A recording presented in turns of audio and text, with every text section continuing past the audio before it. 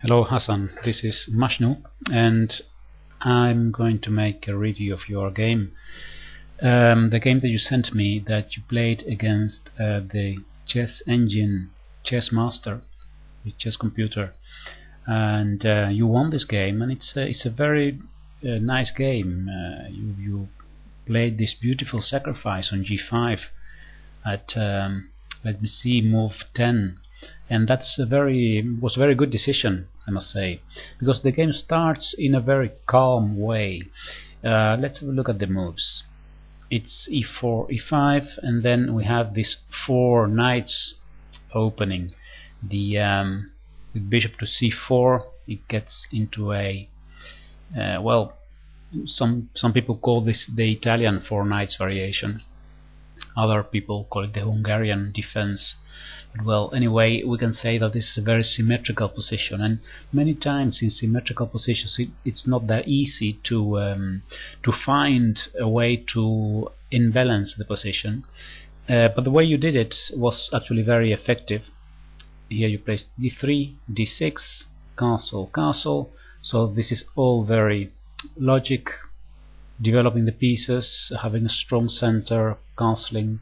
Now bishop to g5.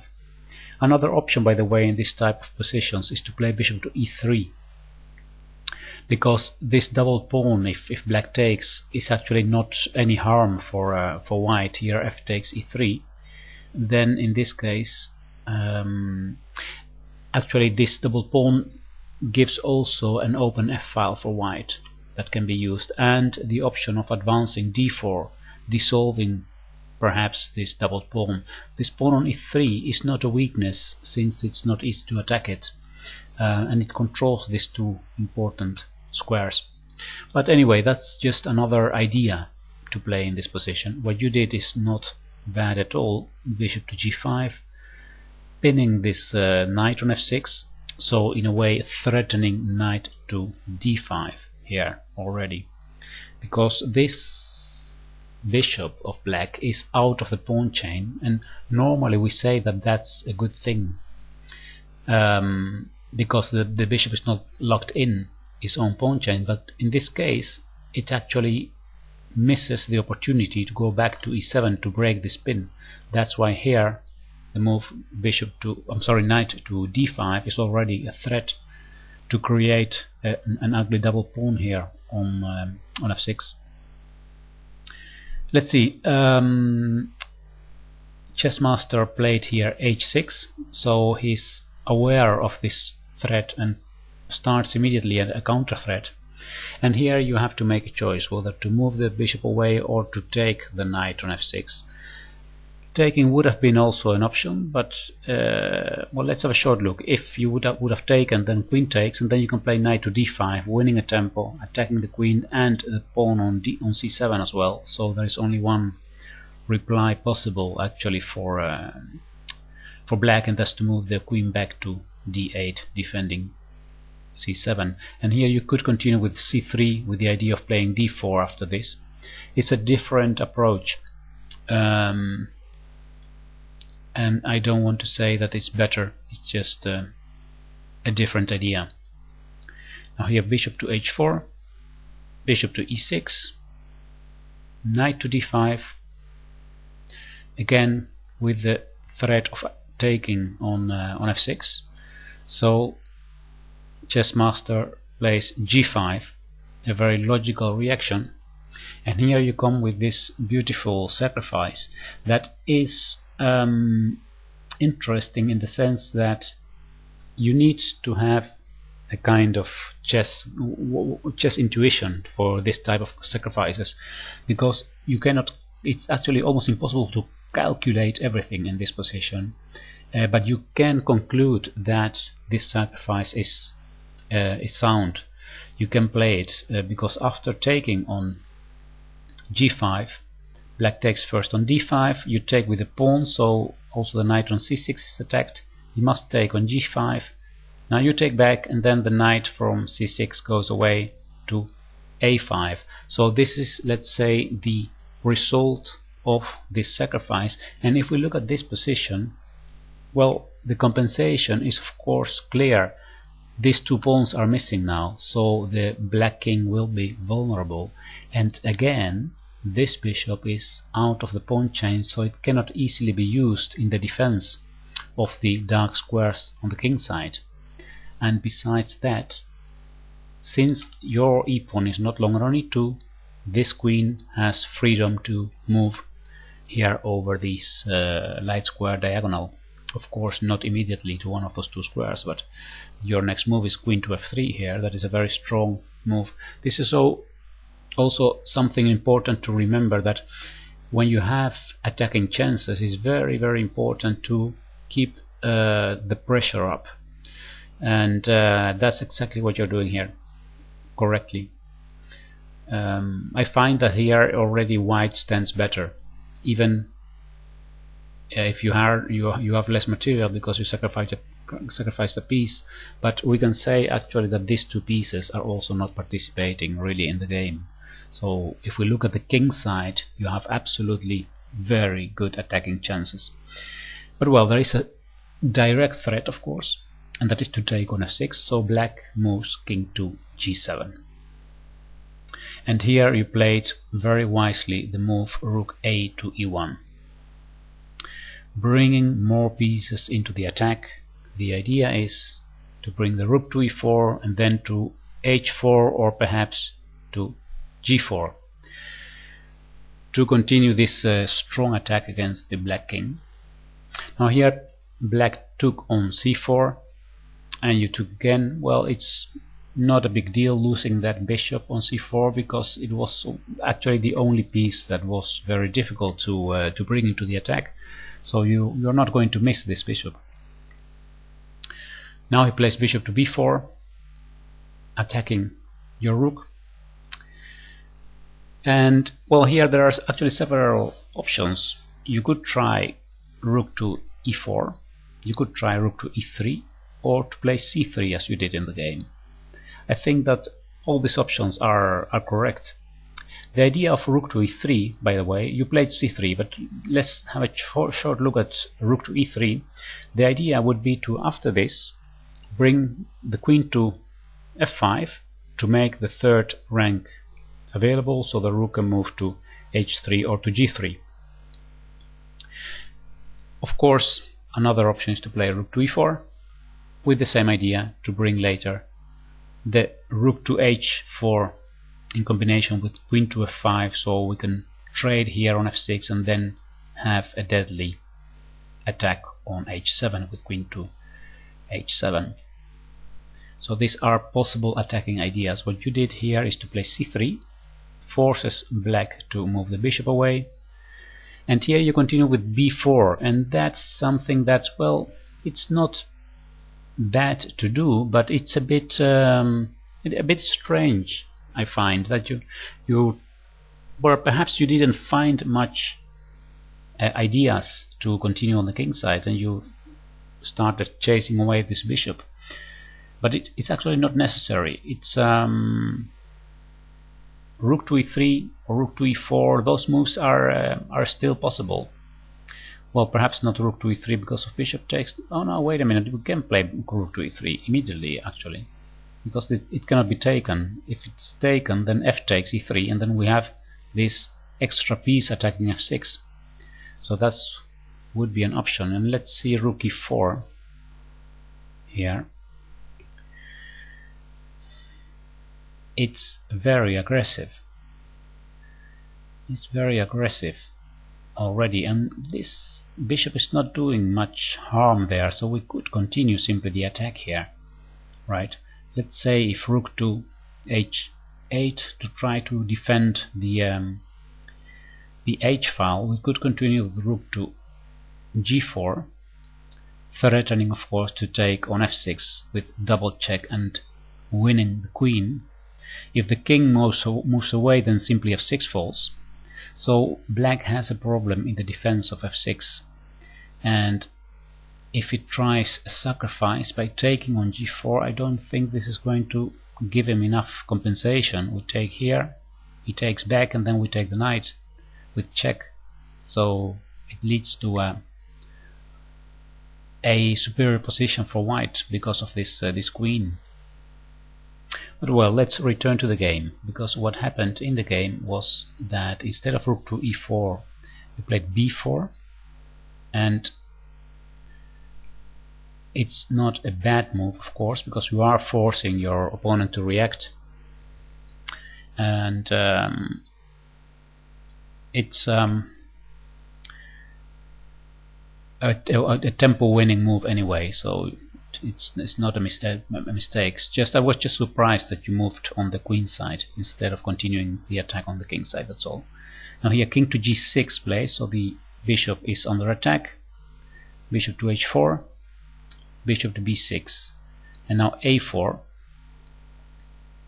Again, trying to trap this bishop. Well, this bishop cannot be trapped because he can move the a pawn and give him some space. So let's see if there was anything else than a4.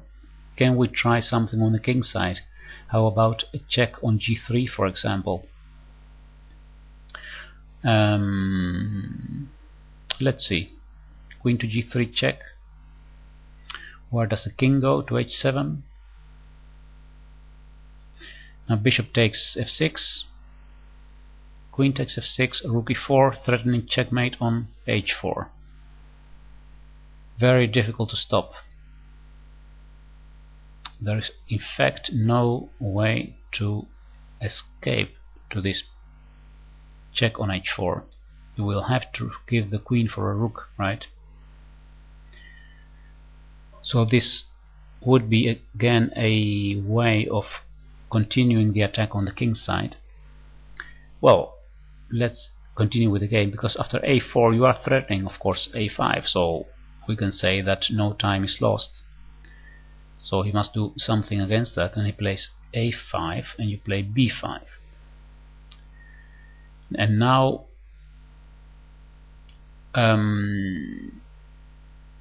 the computer makes a very strange decision here, and you're right also that you don't understand why black did this. He played queen to d7, leaving this f6 knight not sufficiently defended. And yes, well, I have been looking at this position and I don't find any good move for black actually. Moving the rook, for example, to h8, then again we have this check on g3, and here if the king goes to, of course it cannot go to f5 because then we have a checkmate on g5. King f5, queen g5 is checkmate, so he must go back to h7 or h6. Let's say king h7, and again we have the same idea of trading here first and then bringing the rook to e4 with this deadly threat of rook to h4 check. So I think that what happened is that the computer calculated many variations and found that in all variations he was going to lose material.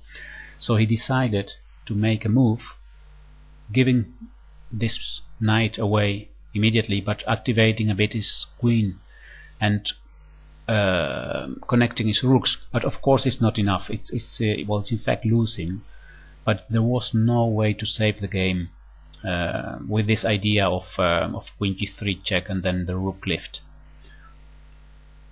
Let's see, you took on f6 with the queen, king goes to h7, and now rook to e4. There we go, rook to h8, and here an interesting move h3.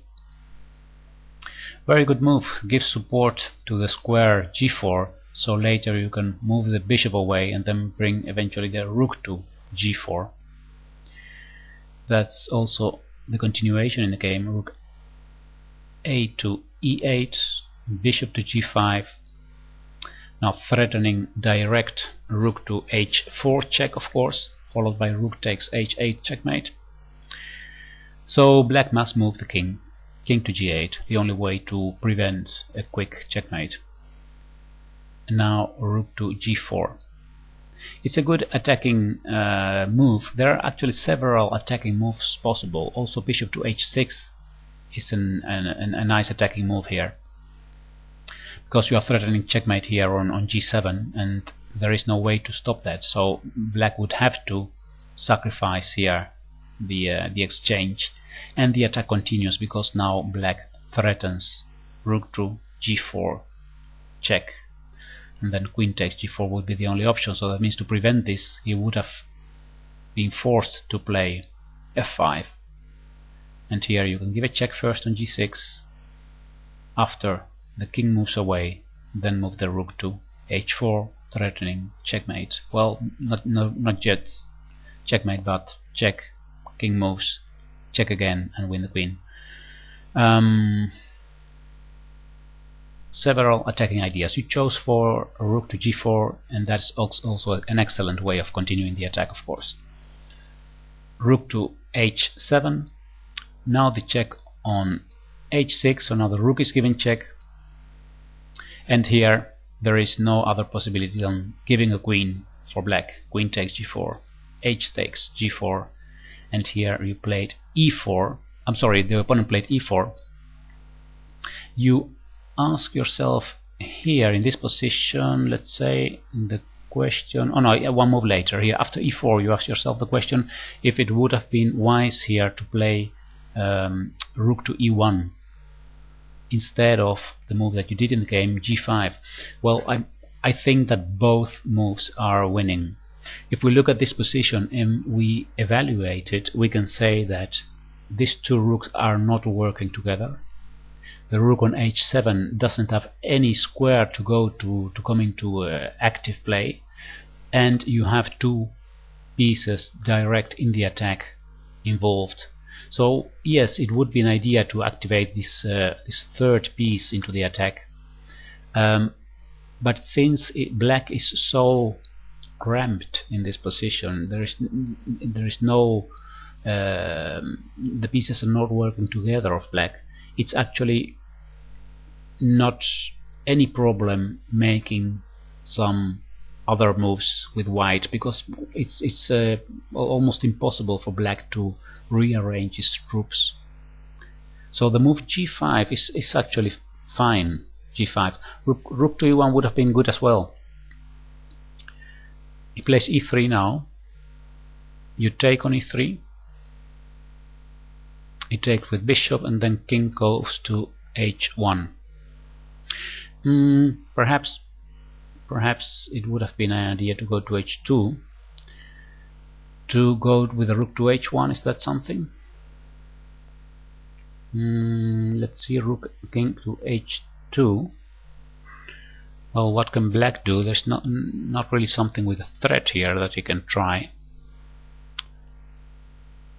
There is actually not much that he can try here. Let's say bishop to d2, rook to h1.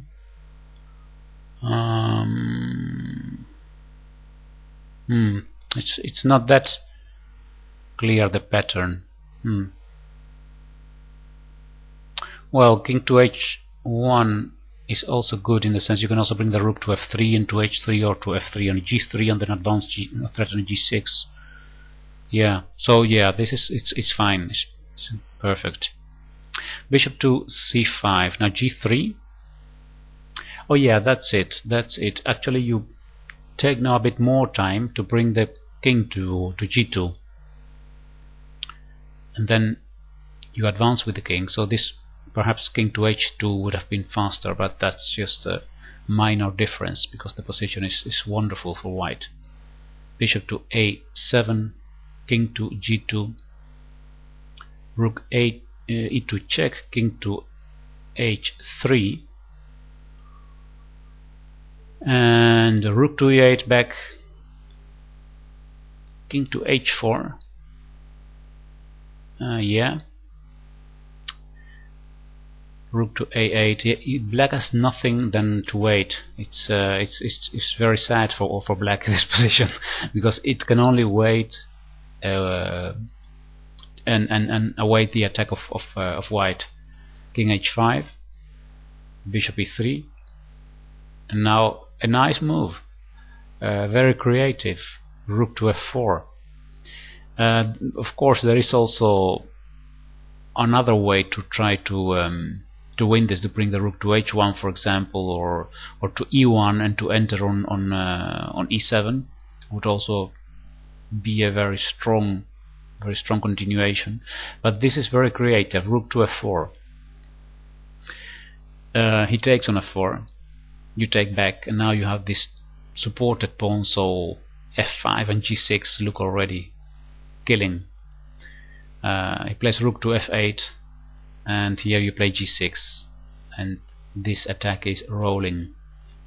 F takes, queen takes, check, and now king to h8.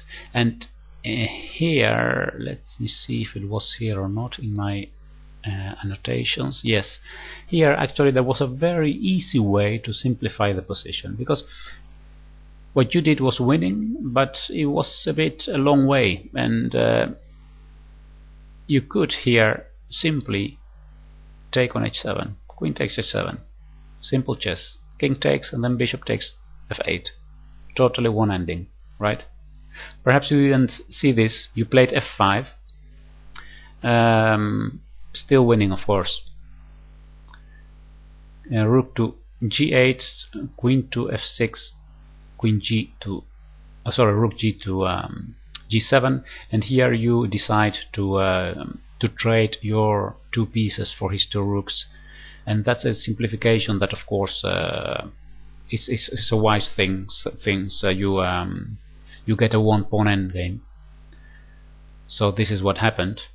You must be sure, of course, if you do this, you must be sure that this pawn endgame is won, and it is in this case. There is no way for black to defend here, because he will always get into zugzwang. So here, after this check, he goes back. You can go to f6.